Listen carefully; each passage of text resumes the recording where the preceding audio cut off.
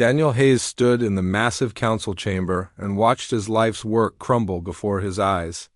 The room stretched out like a cathedral made of metal and glass, with floating platforms holding delegates from across the galaxy. For 15 years, he had worked to build trust between humanity and the alien species.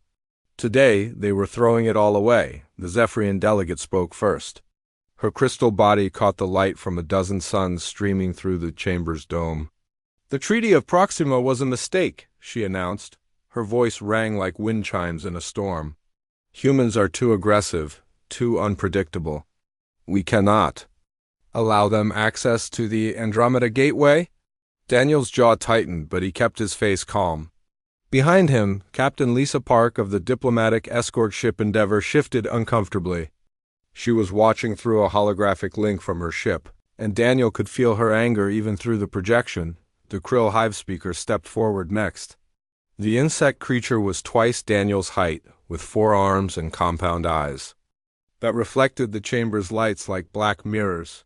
When it spoke, the voice came from a dozen mouths at once, creating an eerie harmony. The collective agrees. Humans show patterns of violence that disturb the hive mind. They think as individuals, rather than as one voice. This makes them dangerous. The third speaker was hardest to look at directly. The Nexari representative was pure energy contained in a shifting field of light.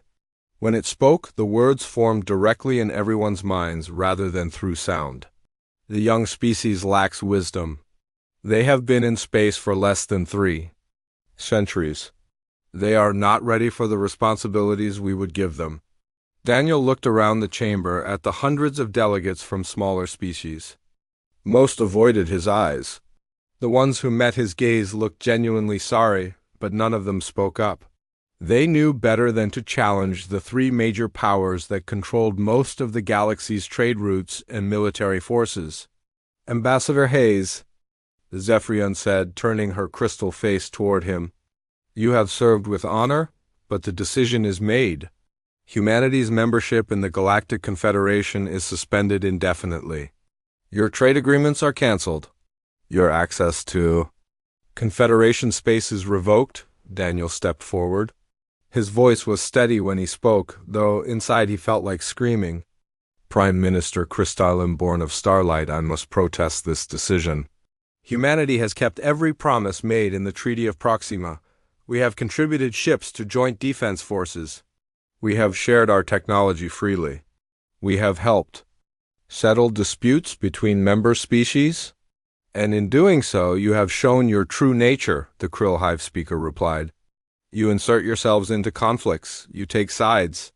You cannot remain neutral as civilized species do." "Because neutrality sometimes means letting evil win," Daniel shot back. "When the Varani were being enslaved by space pirates, should we have stayed neutral? When the Kyrupt homeworld was dying from solar flares, should we have watched and done nothing?" The Nexari representative pulsed brighter. "You prove our point with every word. You see conflict in simple terms, good and evil, right and wrong. The galaxy is more complex than your primitive minds can understand." Daniel felt his diplomatic training slip for just a moment. Primitive? We'd been fighting wars since before we had fire. We understand conflict better than any species in this chamber. Maybe that's what really scares you. The silence that followed was heavy and dangerous. Daniel realized he had just made things worse, but he was past caring. The aliens had already made their decision before he even walked into the room. This whole meeting was just theater. "Remove the human from this chamber," the Zephyrian ordered. 2 security guards approached Daniel. They were Korth, a warrior species that served as peacekeepers for the Confederation. They were polite but firm as they gestured toward the exit. Daniel straightened his diplomatic jacket and walked toward the door with his head high. As he passed the delegates from smaller species, he made eye contact with as many as possible. He saw fear in their faces, but also something else, respect, and maybe, just maybe, a hint of defiance. At the chamber's entrance, he turned back for one last look. The 3 major powers were already discussing how to divide up humanity's former trade routes among themselves. They talked about humans like they were a minor irritation that had been dealt with. Captain Park, Daniel said quietly into his communication device as he walked through the corridors of the space station. Prepare for immediate departure? Yes, sir, Lisa's voice crackled back. Daniel, I'm sorry. I know how much this meant to you. Don't be sorry yet, Daniel replied. He stepped into the transport tube that would take him to the docking bay. They think they know humans. They think we'll just go home and lick our wounds like beaten dogs, won't we? Lisa asked. Daniel smiled, and it wasn't a pleasant expression. Lisa, in all your years serving with me, have you ever known humans to take betrayal lying down? There was a pause. No, sir. Usually we get revenge. Exactly. They wanted to exclude us because we're unpredictable and aggressive. They were right. To be afraid. Daniel's voice grew colder. They just made the biggest mistake in galactic history. They gave us a reason to show them what humans are really capable of when we stop playing nice. The transport tube delivered him to the docking bay where the Endeavor waited. The ship was sleek and fast, built for diplomacy but carrying enough weapons to handle trouble. Daniel had always hoped he would never need those weapons. Now he was starting to think differently. As he boarded the ship, Daniel was already planning. 15 years of diplomatic work had given him contacts throughout the galaxy. He knew which species felt ignored by the major powers. He knew which ones had resources that others needed. He knew where the weapons were hidden and where the real power lay. Most importantly, he knew the aliens' weaknesses. Every species had them. The Zephyrians relied too heavily on their crystal technology. The Krill could be disrupted if you broke their hive mind connections. The Nexari needed specific energy sources to maintain their forms. Set course for Luna Station, Daniel ordered as he settled into his command chair. And send a coded message to Earth. Tell them the garden party is over. It's time to remind the galaxy why apex predators don't make good pets. The Endeavor pulled away from the Confederation space station and jumped into hyperspace. Behind them, the alien delegates continued their meeting, confident they had solved their human problem. They had no idea that their real problems were just beginning. 6 months had passed since the betrayal, and Daniel Hayes now worked from a small office on Luna Station that most people would walk past without a second glance. The sign on the door read Trade Liaison Office in 3 languages, but the real work happening inside had nothing to do with normal trade. Lieutenant Commander Karen Bell sat across from Daniel's desk, reviewing reports on her tablet. She had been his assistant for 8 years and knew how to read between the lines of diplomatic language. The reports looked like routine trade communications, but they were actually coded messages from human allies scattered across the galaxy. The Varani delegation wants to meet again, Karen said quietly. Ambassador Teshka says they have new concerns about Confederation mining policies. Daniel nodded. The reptilian Varani controlled some of the richest mineral deposits in 3-star systems, but the major alien powers treated them like junior partners despite their wealth. It was exactly the kind of resentment Daniel could work with. Schedule it for tomorrow, Daniel replied. Make sure we meet in the private conference room, the one without recording devices. Karen made a note on her tablet. The Chiropts have also sent word. Wing Commander Ultrak wants to discuss communication relay maintenance. Apparently they're having budget problems. Daniel's eyes lit up. The bat-like Chiropt operated most of the long-range communication networks between star systems. If they were having money troubles, that gave humanity an opportunity to help. And when humans helped someone, they tended to remember it. A soft chime indicated an incoming secure message. Daniel touched his desk screen and saw the face of Colonel Jake Morrison appearing in a hologram. Jake was officially in charge of routine patrol schedules for the human fleet, but his real job was much more interesting. Daniel, we've completed the repositioning, Jake reported. All ships are now in their new patrol zones. Admiral Turner confirms that the Retribution and her battle group are conducting training exercises near the Andromeda Gateway, just like you requested. Any questions from Confederation authorities? Daniel asked. A few, but our paperwork is perfect. As far as they know, We're just being extra careful about protecting our remaining trade routes after losing Confederation membership." Daniel smiled. The aliens thought humans were sulking in their own space, licking their wounds. They had no idea that humanity's entire fleet was now positioned at key strategic points throughout the galaxy. The movements had taken months to complete, but they looked like normal military rotations to anyone watching. "Good work, Jake. Keep me informed of any changes." The hologram faded, and Daniel turned back to Karen. "Any word from Dr. Collins?" His team finished their analysis of Krill communication patterns last week, Karen replied. "They've identified 17 different ways to disrupt the hive mind connections. Dr. Collins also says they've made progress on Zephyrian crystal frequency mapping." Daniel leaned back in his chair. Dr. Sam Collins led a team of xenobiologists who had been studying alien species for years. Officially, they were working on better ways to communicate with non-human life forms. Unofficially, they were cataloging every weakness and vulnerability they could find. The research had started as genuine scientific curiosity, but after the treaty Betrayal, it had taken on a much more practical purpose. Daniel now knew that Zephyrian crystal formations could be shattered by specific sound waves. Krill hive minds depended on quantum entanglement that could be jammed. Nexari energy beings needed constant power inputs that could be cut off. A knock on the office door interrupted his thoughts. Karen checked the security monitor and nodded to Daniel. "It's Ambassador Teshka, early for his appointment." "Let him in." The door slid open to reveal a 7-foot-tall reptilian humanoid with green scales and intelligent yellow eyes. Teshka moved with the careful grace of a predator, but his expression was friendly as he entered the small office. "Ambassador Hayes," Teshka said in his hissing accent, "I hope you do not mind my early arrival. I was eager to speak with you." "Not at all," Daniel replied, gesturing to a chair designed for non-human anatomy. "How can I help the Varani people?" "Today?" Teshka's tongue flicked out briefly, a sign of nervousness among his species. "The Confederation has reduced our mining quotas again. They claim it is for environmental protection, but we know the truth. They want to keep us dependent on their charity." Daniel nodded sympathetically. "That must be frustrating for a proud people like the Varani." "It is insulting," Teshka replied. "We have mined these asteroids for centuries without harming anything. But because we supported human membership in the Confederation, we are now being punished." "I'm sorry to hear that," Daniel said carefully.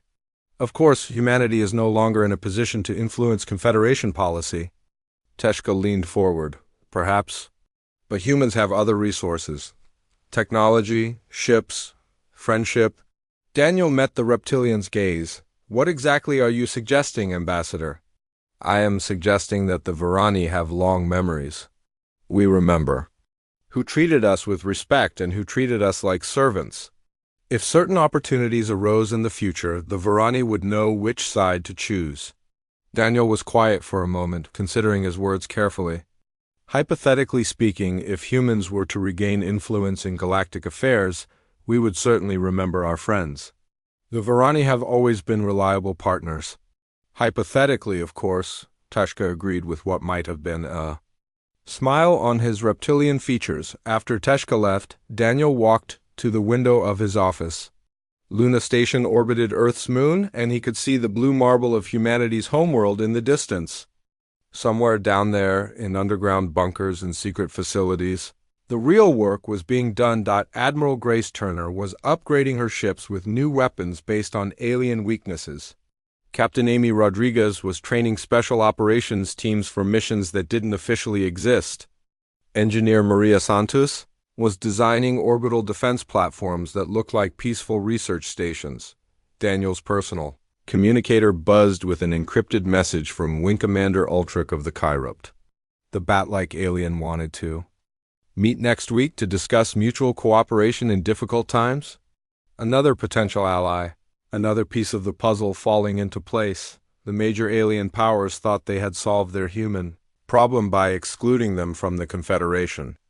They had no idea that humans were using that exclusion as perfect cover for what came next. Daniel smiled as he watched Earth rotate slowly in the void. The aliens had made two crucial mistakes. First, they had underestimated humanity's patience. Humans could plan for years or even decades when necessary. Second, they had assumed that the smaller species would remain loyal to powers that treated them poorly. They were about to learn how wrong they were on both counts. In 6 months, Daniel had quietly contacted 47 different species that felt ignored or mistreated by the Confederation. Most were interested in hearing alternatives. Some were ready to act when the time came. The pieces were moving into position across the galaxy. Soon, it would be time to show the major powers what happened when they betrayed humanity. The reckoning was coming, and Daniel Hayes was going to make sure it was spectacular. He just needed a little more time to prepare. Patience was a virtue that humans had learned the hard way over thousands of years of warfare. Their alien betrayers were about to get a very painful education in why rushing to judgment was a mistake they would regret. 1 year after the treaty betrayal, strange things began happening across the galaxy. Trade ships disappeared. Communication networks failed at crucial moments. Mining operations suffered mysterious equipment breakdowns. The major alien powers blamed pirates, system failures, and bad luck. They had no idea they were looking at the beginning of their downfall. Daniel Hayes sat in his office on Luna Station, reading reports that would have made any intelligence officer proud. The screen showed a map of the galaxy with dozens of red markers indicating recent incidents. To anyone else, it looked like random chaos. To Daniel, it looked like a masterpiece of coordinated destruction. Captain Amy Rodriguez had just finished her latest anti-piracy patrol in the Kepler sector. Her official report stated that her ships had arrived too late to prevent an attack on a Zephyrian crystal transport. The pirates had somehow known the exact route and timing of the shipment. They had disabled the escort ships with sonic weapons that specifically targeted crystal technology. Unfortunate timing, Daniel murmured as he marked the incident in his files. The truth was that Amy's teams had been feeding information to carefully selected pirate groups for months. The pirates got rich, the Zephyrians lost valuable cargo, and humanity maintained complete deniability. Lieutenant Commander Karen Bell entered the office with fresh intelligence reports. Sir, the Krill expansion into the Vega system has stalled. Again, another communication blackout during their critical coordination phase. Daniel nodded approvingly. The Krill relied on their hive mind to coordinate large-scale operations. When that communication network went down at key moments, their military units became confused and ineffective. The corrupt communication specialists, now secretly working with humanity, had become very good at creating selective blackouts that looked like natural interference. Any casualties? Daniel asked. No deaths, but significant equipment losses. The Krill commanders are starting to question whether the expansion is worth the cost. That was exactly what Daniel wanted to hear. The Krill were aggressive expansionists who had been claiming new star systems for decades. If they started doubting their own abilities, they would become more defensive and less willing to take risks. His desk communicator chimed with an incoming message from Commander Rick Hayes, Daniel's younger brother. Rick was officially overseeing the construction of new defensive installations throughout human space. In reality, he was building the infrastructure for humanity's eventual counterattack. Daniel, the new base in the Ross system is operational, Rick reported through the secure channel. Engineer Maria Santos says all systems are functioning perfectly. From the outside, it looks like a simple research station. Daniel smiled. Maria had designed the bases to appear harmless while packing enough firepower to destroy entire fleets. They were positioned at strategic points throughout the galaxy, disguised as mining operations, research facilities, or trading posts. When the time came to reveal humanity's true strength, these hidden weapons would give them total control over galactic shipping lanes. Excellent work. How many do we have operational now? 37 bases across 22 star systems. We'll have 50 by the end of the year. Daniel made a note on his planning charts. The bases were only part of the larger strategy. but they were a crucial part. When humanity finally showed its hand, they needed to be able to strike everywhere at once. A priority message appeared on his screen from Wing Commander Ultrek of the Kyrupt. The bat-like alien had become one of humanity's most valuable allies, providing access to the communication networks that connected the entire galaxy. Ambassador Hayes, Ultrak's message read, "The Nexari energy collectors in the Centauri cluster experienced another cascade failure yesterday. The pattern matches the others. Our technical teams are investigating, but the Nexari blame design flaws in their own equipment." Daniel leaned back in his chair with satisfaction. The Nexari were beings of pure energy who required constant power input to maintain their physical forms. Their energy collectors were marvels of advanced technology. But they had a weakness that Dr. Sam Collins had discovered months ago. A specific electromagnetic pulse, delivered at the right frequency, could cause the collectors to overload and shut down. The beauty of the attacks was that they looked like equipment malfunctions. The Nexari had such advanced technology that they couldn't believe anyone else could sabotage it.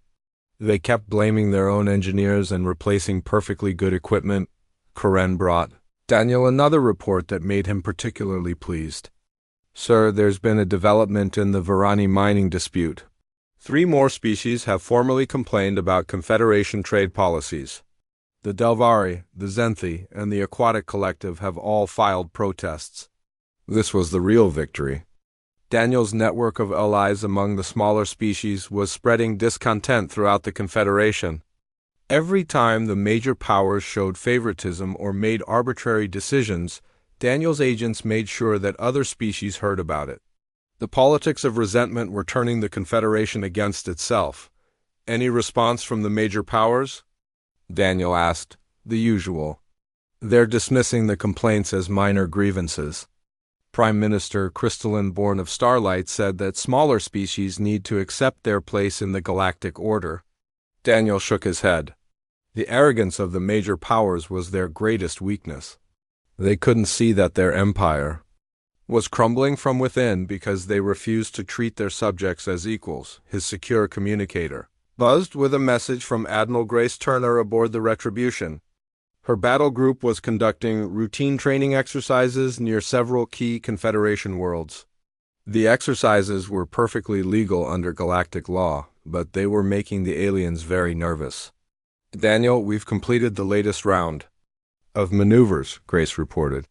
"The Confederation monitoring stations have been tracking our movements very carefully. I think they're starting to realize that our ships are much more advanced than they thought." "Any direct challenges?" Daniel asked. "Nothing official, but we've received several communications asking about our intentions. I told them we're just maintaining readiness in case the pirate situation gets worse." Daniel grinned. The pirate situation was indeed getting worse, largely because humanity was making sure it got worse.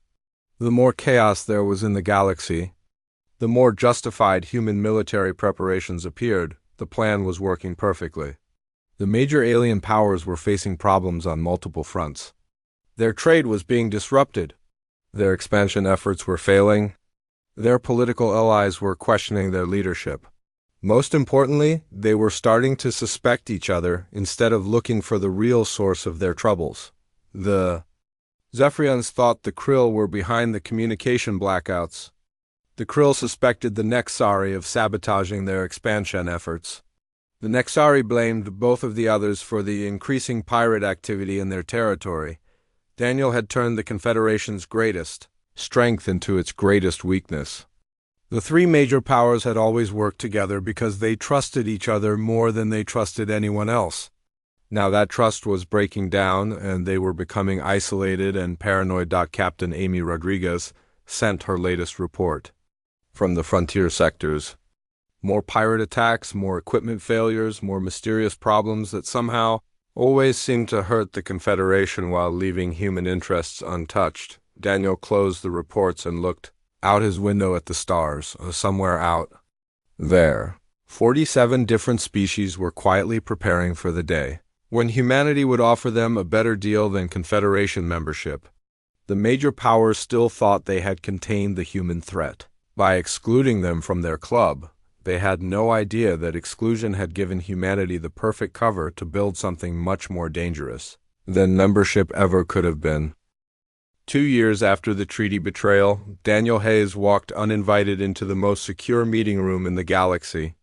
The three major alien powers had called an emergency summit to discuss the growing chaos in their territories.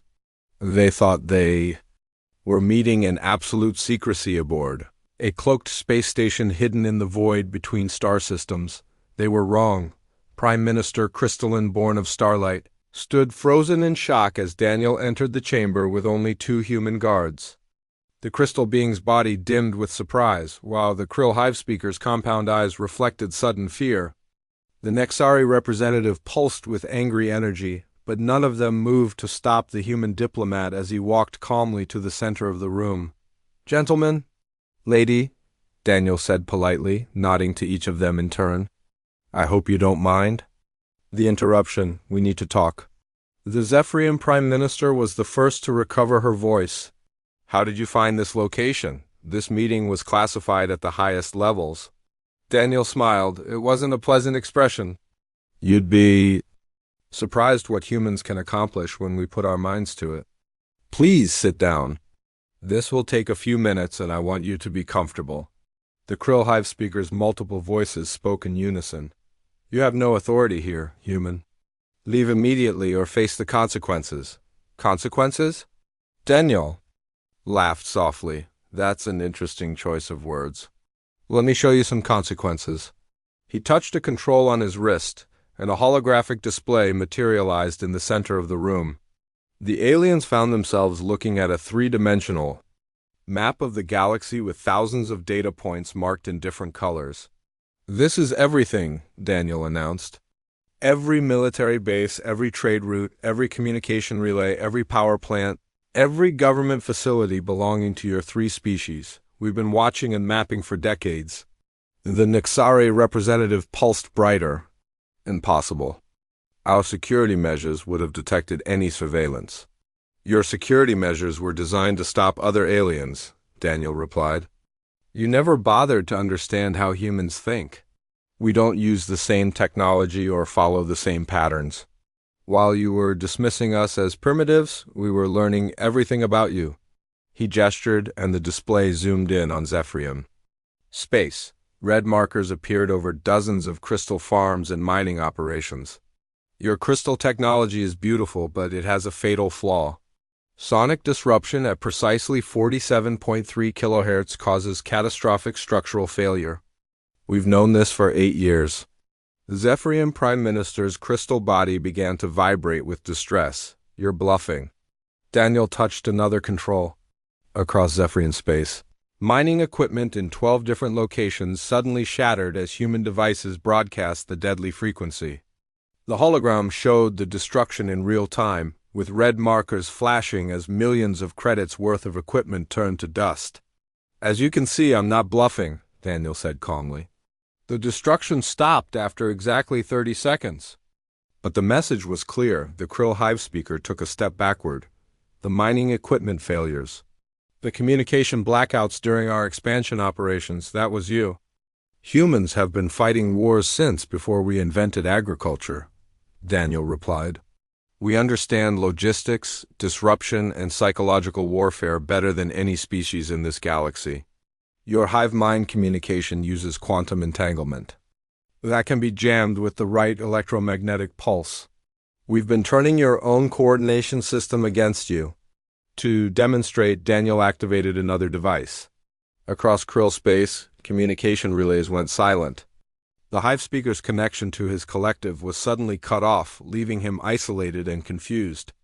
The alien stumbled as his individual mind tried to function without the constant support of the Hive consciousness. "Stop this," the Krill delegate pleaded. "The Hive needs unity to survive."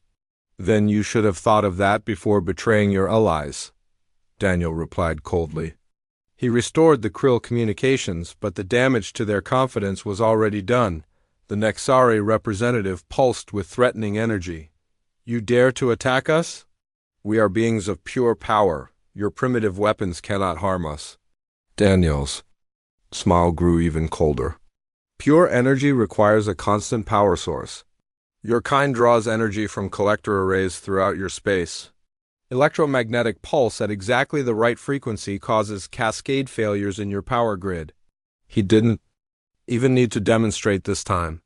The Nexari representative dimmed visibly as it realized the implications. Every major energy collector in Nexari space was vulnerable to human sabotage. Without those collectors, the Nexari would fade away to nothing. Now that I have your attention, Daniel continued, let me explain what's going to happen next. New holographic display appeared, showing the positions of human ships throughout the galaxy. The aliens had thought humanity was hiding in their home systems, but the truth was very different. Human vessels were positioned near every major alien world, every important trade route, every strategic location of value. Admiral Grace Turner's battle group has been conducting training exercises for 2 years, Daniel explained. Those exercises position human ships exactly where we need them. Right now, we have enough firepower in place to cripple your entire civilization within hours. As if summoned by his words, Admiral Turner's voice echoed through the chamber via communication link. Admiral Turner to Ambassador Hayes, all units report ready status. Awaiting your orders, sir. Daniel looked at each of the alien leaders in turn. For 2 years, you've been facing what you thought was random chaos. Pirates attacking your ships. Equipment failures disrupting your operations. Political unrest among your subject species? None of it was random. All of it was human. Zephyrian. Prime Minister's voice shook. What do you want? I want you to understand something very important, Daniel replied. You excluded humanity from your confederation because you thought we were too aggressive and unpredictable. You were absolutely right. We are aggressive. We are unpredictable. We are also patient, thorough, and very, very good at planning long-term strategies. He gestured to the holographic displays around them. Every problem you faced in the past 2 years could have been an act of war. We could have destroyed your fleets, conquered your worlds, and enslaved your populations. Instead, we chose to teach you a lesson about the consequences of betrayal. The Krill Hive speaker found his voice. What are your terms? Daniel's expression became businesslike. The Galactic Confederation as you knew it is finished. Humanity will assume leadership of a new organization. The species that supported us will receive full membership and equal representation. Your 3 peoples will become regional authorities, under human oversight. Impossible, the Nexari representative protested. We are the most advanced species in the galaxy. You were, Daniel corrected. But advancement means nothing without wisdom. You had the power to build a truly united galaxy, and instead you created a system based on fear and exclusion. Humans will do better. He touched his wrist control again, and the holographic displays vanished. You have 72 hours to consider our terms. After that, Admiral Turner will begin enforcing them whether you agree or not. Daniel turned to leave, then paused at the chamber entrance. Oh, and in case you're thinking about calling for help, you should know that 47 minor species have already agreed to support humanity's new confederation. Your former subjects are now our allies. He walked out of the chamber, leaving the 3 most powerful beings in the galaxy sitting in stunned silence. They had thought they were dismissing a troublesome upstart species. Instead, they had awakened something far more dangerous than they ever imagined. The age of alien dominance was over. The age of humanity had begun. 6 months later, Daniel Hayes sat in the same council chamber where humanity had been betrayed 3 years earlier. The massive room looked exactly the same, with its floating platforms and domes showing the stars, but everything else had changed completely. The seat of power now belonged to humanity, and Daniel wore the ceremonial robes of the first Speaker of the reformed Galactic Confederation. The irony was not lost on him as he looked down at the delegates below. Where once the 3 major alien powers had dismissed humanity as too primitive for membership, they now sat in the lower sections reserved for regional representatives. Zephyrian, Krill, and Nexari delegates kept their eyes down, still adjusting to their new status as junior partners in a human lead galaxy. Admiral Lisa Park entered the chamber in her new uniform as Supreme Commander of the Confederation Defense Fleet. She had come a long way from captain of a diplomatic escort vessel. Her flagship, the New Horizon, was the most powerful ship ever built, incorporating the best technology from every species in the reformed Confederation. First speaker, Lisa said formally, though Daniel could see the hint of a smile in her eyes.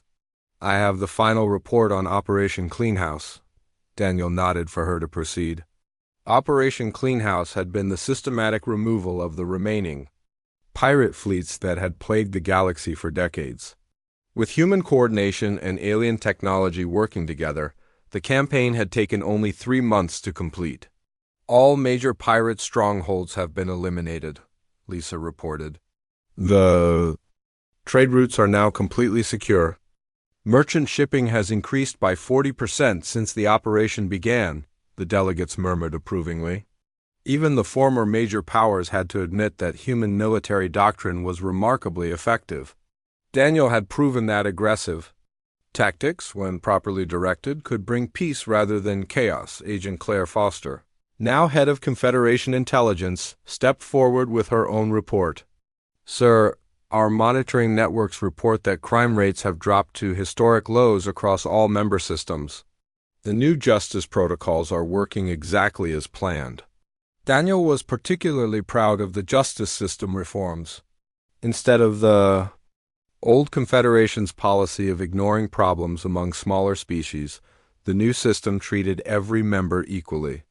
Crimes were investigated thoroughly regardless of the species involved. Justice was swift but fair. The real test of the new order came when Daniel's communication console chimed with an urgent alert. The chamber fell silent as he activated the holographic display. A new threat had appeared at the galaxy's edge, something that none of them had ever seen before. Report, Daniel ordered. Captain Jake Morrison appeared in the hologram, broadcasting from his patrol ship near the galactic rim. Sir, we have contact with an unknown fleet. Ships are unlike anything in our databases. They're heading directly for the core worlds, and they're not responding to communication attempts. The display showed massive vessels of alien design, clearly built for war. They were larger than anything the galaxy had ever produced, with weapons that glowed with threatening energy. Behind them came dozens more ships, suggesting a full-scale invasion force. The chamber erupted in nervous chatter as delegates recognized the threat. These were the Devourers, a species from outside the galaxy that consumed entire civilizations. They had been legends and nightmares for thousands of years, but now they were real and heading straight for inhabited space. How long until they reached the first inhabited systems? Daniel asked. 18 hours at their current speed, Jake replied. Sir, our scouts estimate at least 200 ships, maybe more. In the old Confederation, this news would have caused panic. The 3 major powers would have argued about strategy while smaller species prepared to flee or surrender. But the reformed Confederation operated differently. Daniel stood and activated the emergency protocols. Admiral Park, implement Defense Plan 7. All fleet commanders are to proceed to designated positions immediately. Yes, sir, Lisa replied crisply. Sir, should we inform the member species that this is not a drill? They already know, Daniel sighed, gesturing to the chamber around them. Ladies, gentlemen, and honored beings, today we face our first real test as a united confederation. The Devourers have come to our galaxy believing they will find the same fractured, weak civilizations they have conquered elsewhere. He smiled grimly. They're about to learn what happens when you threaten a galaxy protected by humans. The next 18 hours tested everything humanity had built. Admiral Turner's battle groups moved with precision that amazed their alien allies. Ships from dozens of different species worked together using human tactical doctrine. The Zephyrian crystal technology, Krill swarm tactics, and Nexari energy weapons were all coordinated by human commanders, who understood how to make different strengths work together. When the Devourers reached the first defense line, they expected to face scattered resistance from primitive species. Instead, they encountered the most coordinated military force the galaxy had ever assembled. The battle lasted 6 hours. Daniel watched from the command center as human strategy and alien technology proved unstoppable. The Devourers had superior numbers and individual ship power, but they had never faced an enemy that fought as a truly unified force. Admiral Park's voice echoed through the chamber as she reported the final results. All enemy vessels destroyed or retreating. Casualties minimal across all fleet elements. The threat has been eliminated. The chamber exploded in celebration. Delegates from species that had been enemies for centuries embraced each other, united by their shared victory. The former major powers looked at their human leaders with new respect, finally understanding why humanity had been chosen to lead. Daniel raised his hand for silence. Today proves something important. When different species work together instead of competing against each other, there is no force in the universe that can defeat us. He looked directly at the Zephyrian, Krill, and Nexari delegates. 3 years ago, you excluded humanity because you thought we were too aggressive and dangerous. Today, that same aggression saved your civilizations from extinction. Wing Commander Ultrich of the Kairupt delegation stood up. First speaker, the Kairupt formally requests that this day be declared Unity Day throughout the Confederation. Let all species remember that we are stronger together than apart.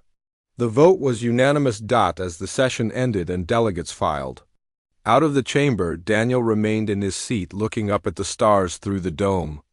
Karen Bell, now his senior advisor, approached with the day's final reports.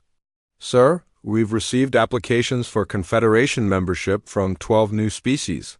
Word of our victory over the Devourers is spreading fast. Daniel nodded. The galaxy was changing rapidly, but it was changing for the better.